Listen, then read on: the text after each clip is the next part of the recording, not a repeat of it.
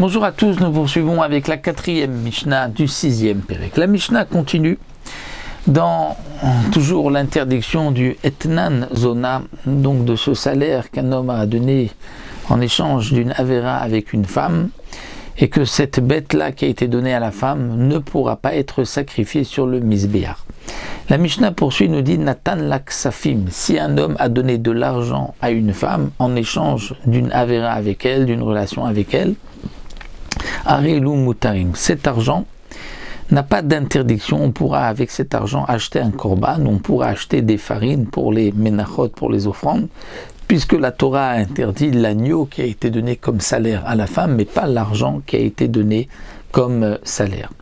Mais, nous dit la Mishnah, si Yenot, quelqu'un a donné du vin comme salaire à une femme en échange d'une relation avec elle, donc comme nous l'avons vu, d'une femme qui lui est interdite, ou shmanim, ou des huiles, ou slatot, ou des farines, vechol davar shekayotse, bo karev gamizbeach, ou toute chose qui pourrait être sacrifiée sur le mizbeach, c'est-à-dire toute chose qui peut être offerte sur le mizbeach.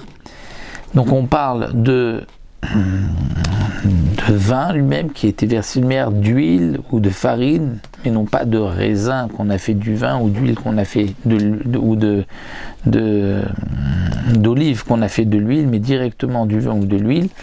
Donc là c'est assour, c'est interdit.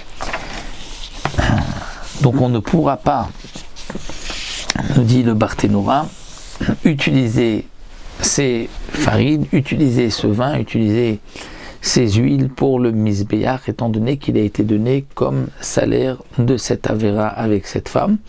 Et si on a donné du blé qu'on a moulu, qu'on a fait des farines, ou du raisin qu'on a fait du vin, ou des olives qu'on a fait de l'huile, là dans ce cas-là, c'est permis. Pourquoi? Parce qu'on les doresh aussi shnehem, c'est-à-dire des bartno hem velo shinuyem velo lotem. La mère que nous avons vu dans la Mishnah précédente, c'est eux et pas leur petit, pas le petit de cette brebis qu'on aurait donné.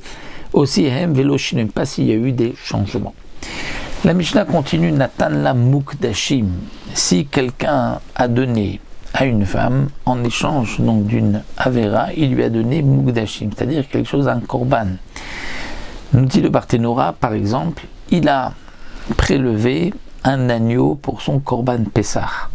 Ensuite, il a dit à une femme qui lui était interdite, ce qu'on appelle Zona, comme nous avons vu, il lui a dit, en échange d'une relation, je te rajoute sur mon korban Pessah, tu feras partie de mon korban Pessah.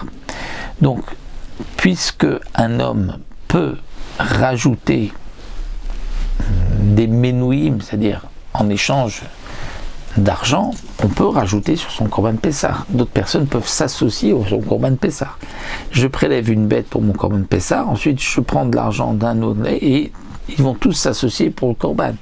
Donc, puisque on peut rajouter et associer des personnes sur son korban, donc d'une certaine manière, c'est de l'argent qu'il peut, ce korban peut être considéré comme de l'argent. Et donc, s'il propose à cette zona de s'associer au korban, d'être associé au korban en échange de la Avera, peut-être que sur ce korban, il y aura donc un digne de Etnan. Vient la Mishnah et nous dit non. Natan la mukdashim, s'il lui a donné mukdashim, c'est-à-dire un droit de s'associer à son korban Pessah, le korban Pessah reste permis.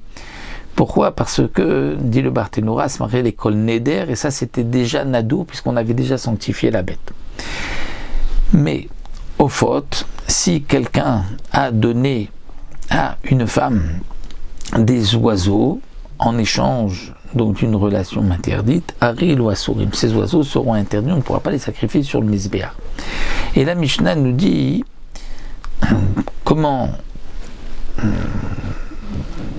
quel est le chidouche des oiseaux? Qu'est-ce qu'on aurait pu dire?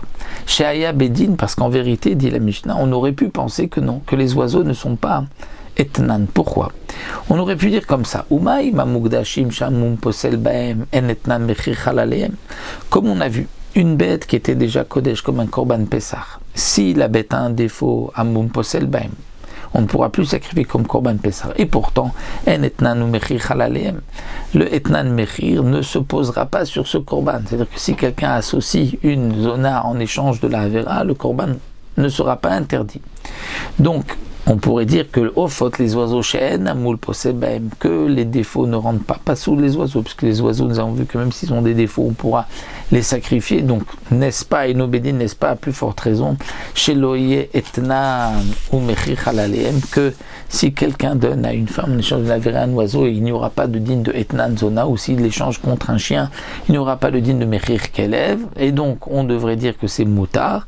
Talmud Lomar, la Torah vient de dire non. L'école neder, pour tout neder, le pasuk dit l'otavi etnan zomer kelev, l'école neder, pour tout neder, les avi et taov vient inclure, le kol vient inclure même les oiseaux, et donc même si par une logique de Kalvachomer on aurait dit que les oiseaux il n'y a pas de dîne de etnan zomer kelev, mais par ce pasuk l'école neder, on vient inclure que l'oiseau devient donc dans ce cas-là, etnan zona ou mechir kelev et sera interdit dorénavant sur le misbiach.